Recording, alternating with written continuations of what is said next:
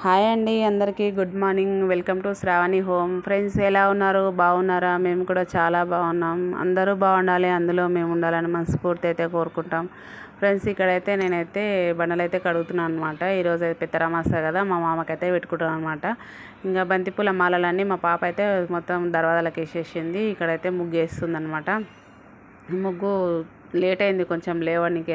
Night అయితే 12:30 అయిందనమాట మాలలని కూర్చిపెట్టుకునే వరకు. ఇప్పుడైతే ఇంకా ముగ్గు పెట్టి స్నానానికి అయితే అని చెప్పిన నేను. ఇక నేను అన్నం చేసి ఛాయ్ చేసిన. ఛాయ్ నేను ఒక్కదాన్ని తాగేసిన అనమాట. ఎందుకంటే పిల్లలు ఇంకా తాగలేరు.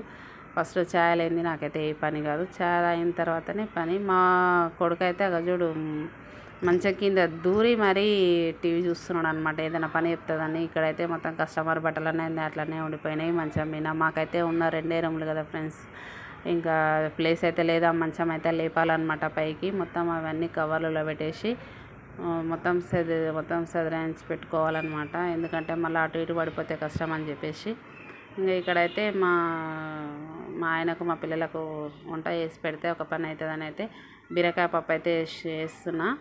ఇంకా మా పిల్లకైతే స్నానానికి పంపించేసిన అనమాట. స్నానం చేసుకొని పప్పు ఉడకబోయి అని చెప్పేసి నేను పప్పు అయిన తర్వాత స్నానానికి పోవాలి. ఇంకా బీరకాయ పప్పు ఏంటంటే మొత్తం కలిపి పెట్టేసిందంటే ఒక 4-5 విజిల్లు వచ్చినాయంటే పప్పు అయిపోతుంది. నేను స్నానం చేసుకొని దేవునికి అయితే దీపం పెట్టేసి ఇక్కడైతే పప్పు అయితే మిక్సీకి వేస్తున్నాను ఫ్రెండ్స్. ఎందుకంటే మా పాప ఇంకా పప్పు అయితే ఉడకబోసింది అనమాట. మా అమ్మ వేస్తే రాలేదని చెప్పేస్తే నేనే వేస్తున్నా.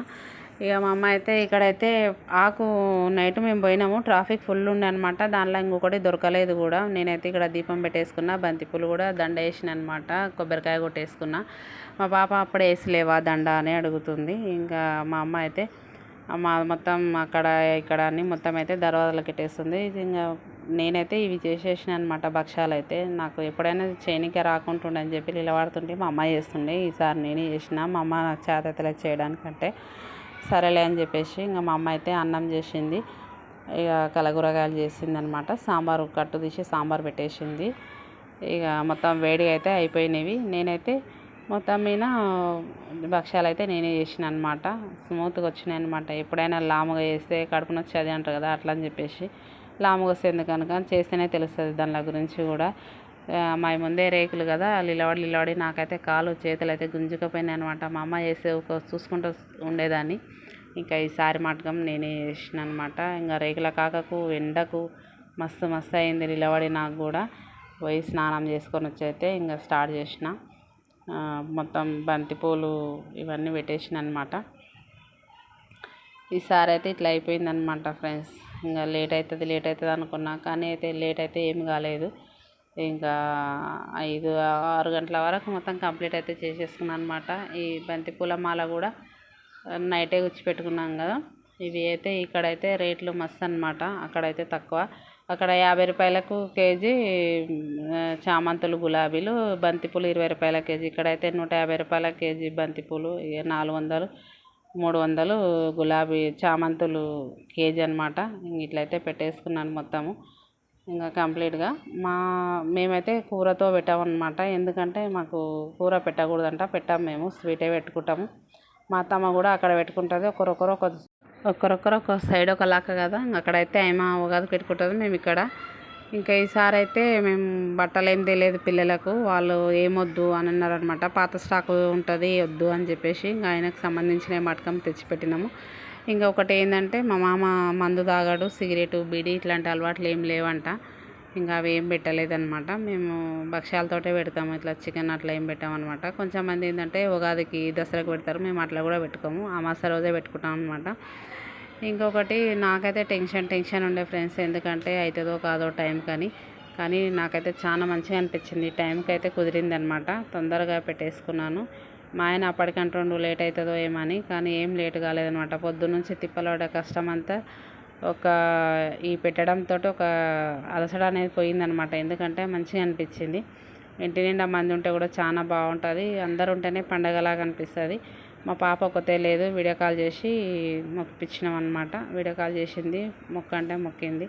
ఇంకా మేమైతే అందరం ఇంటి నిండా ఉన్నామన్నమాట ఈసారి. మా అమ్మ, మా నాన్న, మా తమ్ముళ్ళు అందరం ఉన్నాం. చాలా మంచిగా అనిపించింది. ఇంకా మా పాప లేదన్న ఒకటి తప్ప. ఇక మా ఆయన కూడా ఈసారి ఇంటికాడనే ఉన్నాడనమాట. ఎందుకంటే ఎప్పుడైనా డ్యూటీలో పోతుండే, అట్లా ఈసారి మటుకం ఇంటికాడనే ఉన్నాడు. మంచిగా అనిపించింది. ఇక మా పిల్లలు ఇద్దరు, మేము.